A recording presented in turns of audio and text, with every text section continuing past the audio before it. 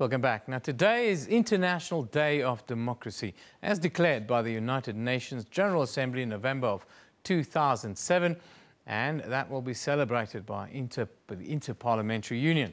The UN has also invited people and organizations, both government and non-government, to commemorate the day. The theme for 2015 Democracy Day is Space for Civil Society. The UN has also called for all governments to strengthen their national programs devoted to promoting and consolidating democracy. The Assembly encouraged regional and other intergovernmental organizations to share their experience in promoting democracy. But has democracy failed all over the world, is a question that we ask today. While democracies share common features, there is no single model of democracy, and that democracy does not belong to any country, region or religion even. Now, political analyst from the University of Johannesburg, Professor David Moore, joins us in studio this morning. Very good morning to you, sir. Thank you for joining us. Morning, Eben. Thanks for inviting me. There's a day like this almost every day, it seems, but I want to get to the difficult questions first. Democracy and capitalism, the union. Has it failed around the world? Is it a system that needs to be re-looked at?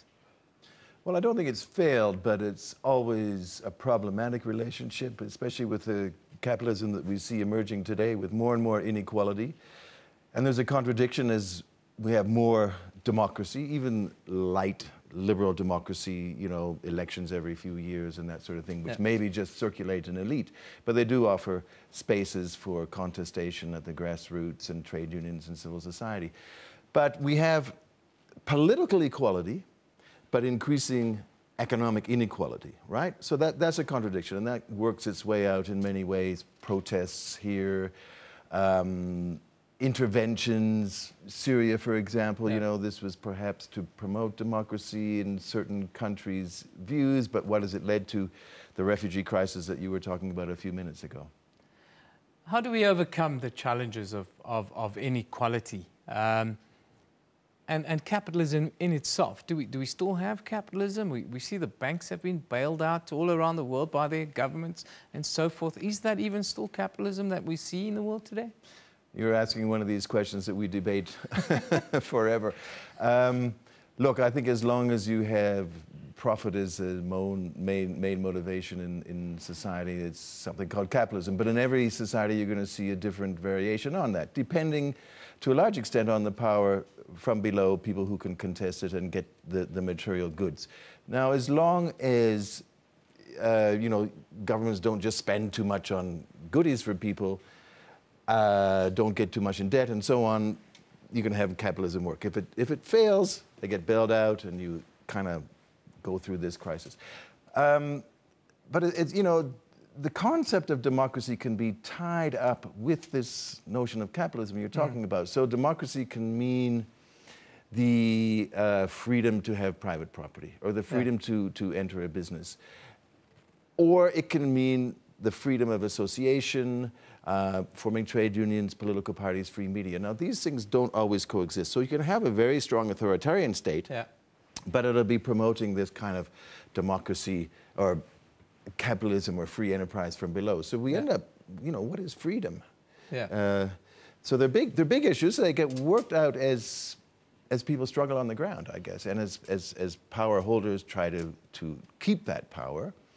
And as at the same time, I guess there's a transnationalization of capital, big business, but also a transnationalization of democracy, this idea that we have political equality, social movements, global, and so on. You mentioned the one critical component, which is freedom.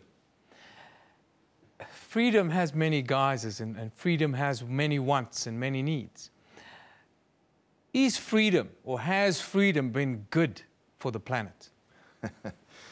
Next time you have to ask my colleague, or former colleague, Lawrence Hamilton, who's at WITS and has written this very interesting book, Are South Africans Free?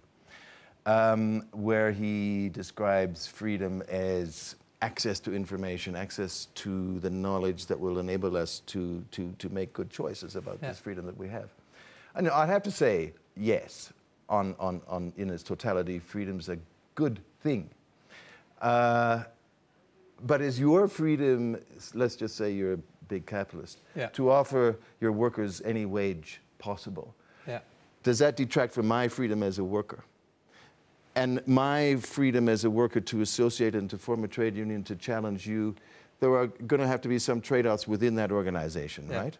So in a sense, I guess we go back to that conundrum we were talking about a few minutes ago, is economic freedom, freedom to have a decent life, freedom from death, freedom from illness, versus these other sorts of more classical freedoms in the liberal discourse, civil liberties. I don't think you can take them apart. I think in the end, workers, poor, have to have the freedom to challenge their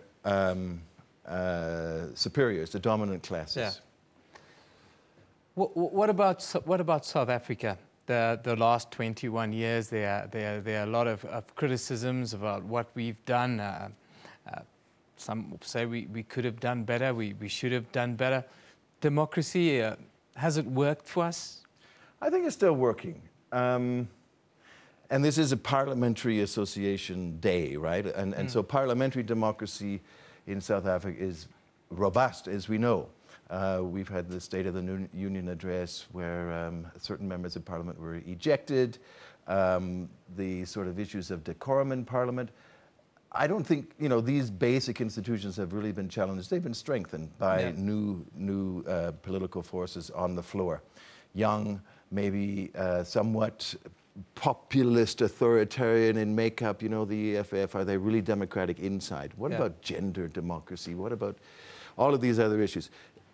So on that score, in spite of all its problems, which are those of inequality, those of massive unemployment, what is South Africa doing about the refugees that you were talking about in Europe? It's a global issue, massive issue, incredibly difficult for states. How do they maintain a floor of social welfare to all people who are coming into the country, which is in the Constitution? I mean, this is a fantastic Constitution. I was hearing on SAFM yesterday that only 46% of South Africans really know what that Constitution is all about. So, constitutional democracy, how many people know about it? South Africa is actually doing very, very well, I would say, in the context of, look at Nigeria, Boko Haram, look at Kenya, look at Zimbabwe. These are incredibly much more difficult situations, and all in all, South Africa is kind of a bastion of good things. Dictatorship, autocracy, there's elements on the rise in the world. Are you concerned about this? And then when we talk about democracy being in difficulty, are there any alternatives that we could look at, that we could think about even? Well, there's always discourse here about the developmental state. Now, if you want to look at the real developmental states, they were in East Asia and perhaps China. What democracy is there? Did the trade-off work? Though in those situations, probably yes. If we look at other parts of the world, the bastions of democracy, here we have, what was it, yesterday, a few days ago, David Cameron saying that the Labour Party is now a threat to national security. And we have Donald Trump in the United States. I mean, what is the level of, popular discourse about democracy in the United States? So at all these levels, it's going to be one of these continuously contested and fought over concepts. I'd rather not have a dictatorship. I'm an academic. We really cherish our academic freedom and those sorts of elements which lead to more creativity, popular discussions, deep discussions. Not the sort of thing you were talking about is, we just destroy our institutions, which can come about because of misunderstanding of democracy, a history of a democracy that was fought for with violence, and moving out of that sort of path is difficult. But getting the goods as well. I mean, people are going to fight to retain what they have too. So it's actually fairly early days for democracy worldwide. And any people who thought that with the end of the Cold War there was going to be a liberal peace, I think they're going to have to think again. With the kinds of inequality that the world is battling with, the constant wars, the refugee crises, all these scenarios we see climate change and so forth, planet being somewhat in peril. Do we still celebrate a day like the International Day of Democracy, or is it time for us to have a kind of an overview? Well, I think we do both, and the way to celebrate it is really to have an overview and think of, and historical overview, because if we look back to the turn of the last century when there was another huge migration wave, I mean, the United States is, full of the Europeans and people escaping the pogroms in Russia. So we have a massive historical bank upon which to draw, but we've also got new elements. Like you can go on Facebook and find the best smugglers to take you to Europe, So another technology in the way it has kind of increased these contradictions, which are democratic. So I think we're talking about an increase in democratic contradictions. That's a wonderful way to leave us today. Thank you. That's Professor David Moore from University of Johannesburg. He's also a political analyst. Join us today to talk about this concept, democracy. What are your views? Well, I have my own views. I can't really air them. But thank you very much for joining us. Thanks very much. But for joining us, we move on.